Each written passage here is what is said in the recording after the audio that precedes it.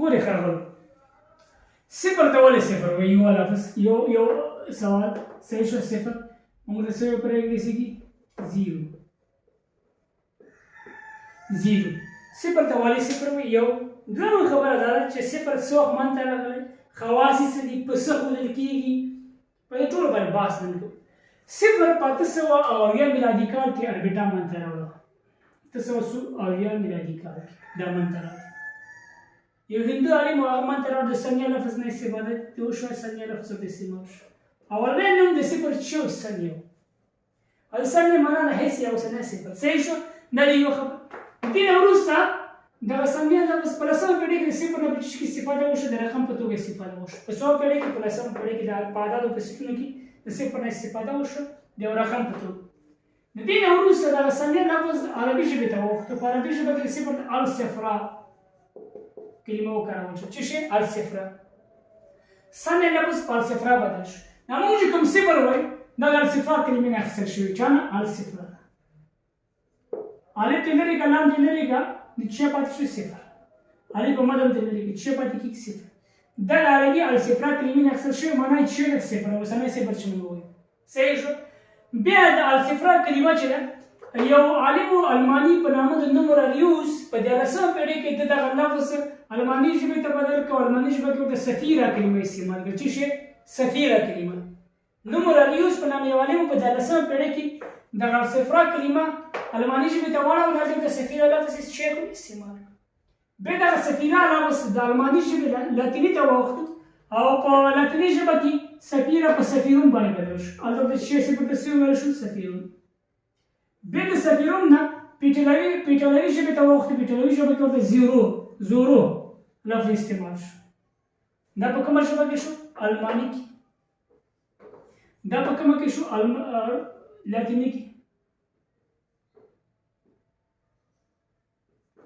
دا په کومه کې شو ایټالوي ژبه کې او د زور نه په انګلیسي ژبې ته واوښتو زیرو باندې بدل شو د زور نه په چا واوښتو زیرو باندې نو زیرو ورته په دغه ترتیب باندې زیرو ته رسېدلی او صفر موږ ډېر لنډ ډول ډېر ساده شکل باندې طریقې کوو فرض مثال ساده کوو ځان ته دغه ځینې توري مو لیکل کړل ځان ته د شی شارټکټ کړه لنډ نو صفر مطلب صحیح شو دا د صفر د لفظ منځته راتګ ټول ډیټیله تاریخ شو یوه خبره شو بل بحث د صفر دا چې صفر په څه ښودل کېږي صفر دپاره درې سمبول استعمالېږي مخکې موږ وویل چې موږ عدد په درې رقمونه د عدد دپاره شی کوو د عدد د ښودلو لپاره درې ډوله رقمونه لرو په نړۍ کې یو رقم چې هندو عربي کې غربي ارقام چې غربي ارقام په غربي ارقامو کې صفر دپاره یو کوچنۍ دایره یو وړوکی سرکل شي کې سمبول استعمالېږي بل موږ ډول د ارقام چې لرو شرطي ارقام په شرطي ارقامو کې صفر په یوه نقطه باندې مکمل څه باندې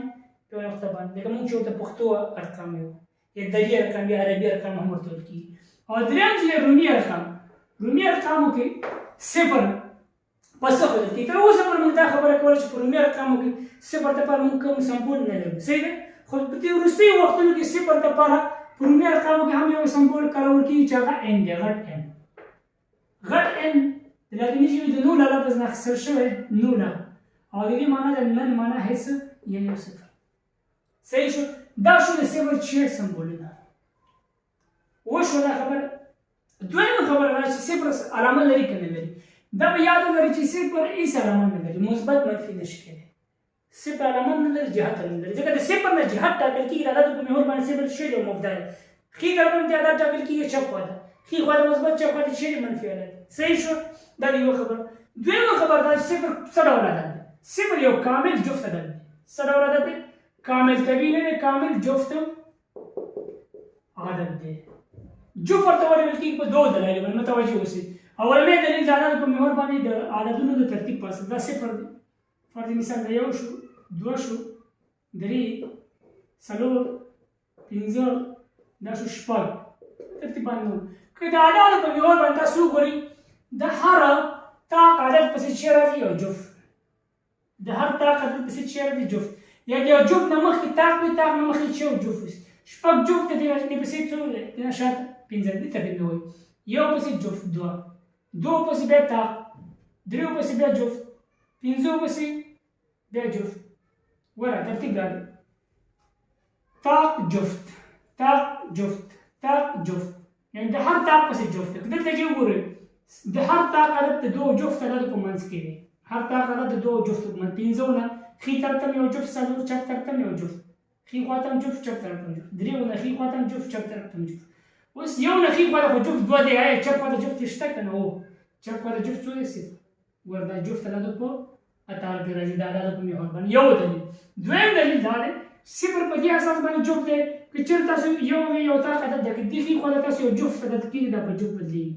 فرض مثال وبخښئ ښي خوا ته زه دوه کړم نو دا یو بیا چې شو اوس ودوله شو دا په جفت بدل شو دا چې شو جفت. فرض مثال یو دېرش یو طاق عدد دی که د ښي خوا ته څلور کېږي دا په جفت بدلېږي. دا قاعده ده د جفت طاق عدد که د هر جفت عدد ښي خوا ته طاق کېږي په طاق بدلېږي که د هر طاق عدد ښي خوا ته جفت کېږي په جفت بدلېږي. خو صفر هم که د یو طاق عدد ښي خوا ته صفر کېښودل شي دا به څه بدلېږي په جفت باندې. یو دېرش طاق دی ښي خوا ته مې صفر کېښود په جفت بدلېږي. نو خاصیت د چا لري د جفت. نو ځکه صفر ته موږ ویلی شو جفت عدد څه ورته ویلی شي جفت. صفر څه شی جفت. دا موضوع واضح شو چې صفر څه ډول عدد دی جفت. سمبولونه مو ویل او صفر دپاره دلایل ویل چې په څه قسمه څه دلایلو کومه دلایلو په اساس باندې دا جفت دا درې خبرې شو. بل په صفر باندې عملي صفر جمع صفر مساوي څه کېږي صفر. صفر منفي صفر مساوي څه کېږي صفر. صفر ضرب صفر مساوي څه کېږي صفر. صفر تقسیم صفر نامبهم ناممکن دې ته ویلی شي مبهم. دا په شرط دولسم کې وایي صحیح ده. صفر تقسیم صفر ښه دا یوه برخه شو. صفر تقسیم عدد مساوي څه کېږي صفر او عدد تقسیم صفر دلته کې یوه خبره شته. عدد تقسیم صفر یاد ولرئ صفر په دوه قسمه مونږ په ریاضي کې لرو. څو ډوله صفر لرو دوه قسمه. یو ته ویلی شي صفر مطلق صفر چې مطلق. بل ته ویلی شي صفر حدي. صفر حدي په دوه قسمه. یو ته ویلی شي ښي خوا صفر چې شی ښي خوا صفر. ښي خوا صفر په څه بدل کېږي صفر په سره مثبت. په چپ خوا صفر منفي چپ خوا صفر. صحیح شو. عدد تقسیم صفر مطلق هغه صفر دی چې هغه مونږ په حساب کې استعمالوو. عدد تقسیم صفر مطلق دا ناممکن دی. دا امکان نه لري حل مونږ نشو پیدا کولی. صحیح شو. او عدد تقسیم په صفر حدي باندې فرض مثال دوه تقسیم صفر حدي ښي خوا صفر دا مساوي کېږي چې څه مثبت بنیاد. او دوه تقسیم د صفر حدي چپ خوا دا مساوي کېږي د منفي بنیاد. یعنې خلاصه دا شو چې عدد تقسیم صفر مطلق چې په سره علامه نه وي دا مساوي دا ناممکن چې شی ناممکن. او عدد تقسیم صفر حدي ښي خوا مساوي تقرب شته کې مثبت بنیاد. او عدد تقسیم صفر چپ خوا دا منفي بنیاد. دا خبره واضح شوه. صفر تقسیم صفر ولې صفر په صفر نه تقسیمېږي دا دې خوا لیکچر دا ځان سره واخله دا برخه دې خوا وګورئ. زه راغلم صفر په صفر تقسیموم. صفر تقسیم صفر یو ورکوم یو په صفر صفر صفر نه صفر کم شي صفر. بیا دوه ورکوم دوه په صفر کې صفر صفر نه صفر کم شي صفر. بیا درې ورکوم درې په صفر کې صفر صفر نه صفر کم شي بیا صفر.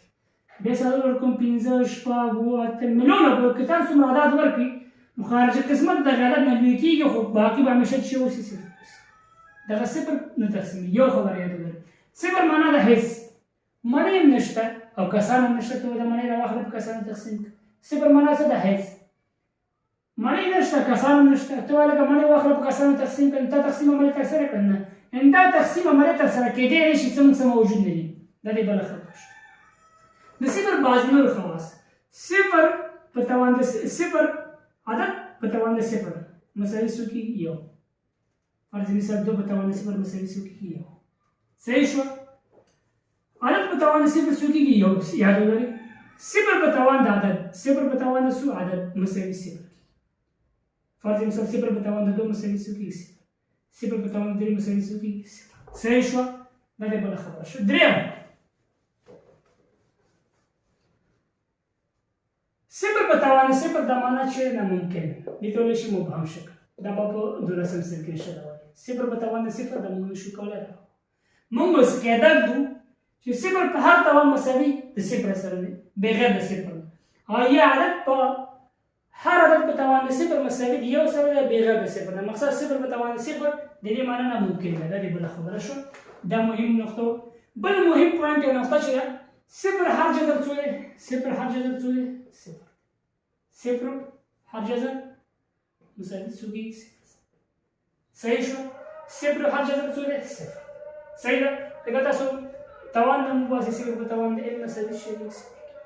خلاصه د ټول درد دا شو چې صفر څه وخت منځ ته راغلی اول یو ته صفر ویل کېږي عملیات چې صفر باندې او صفر ټول هر څه درته په تفصیل سره ووایي. صحیح شو؟ دا ځان سره واخلئ. که بیا هم څه پوښتنه وه انشاءالله راتلونکي درس کې به بحث وکړو.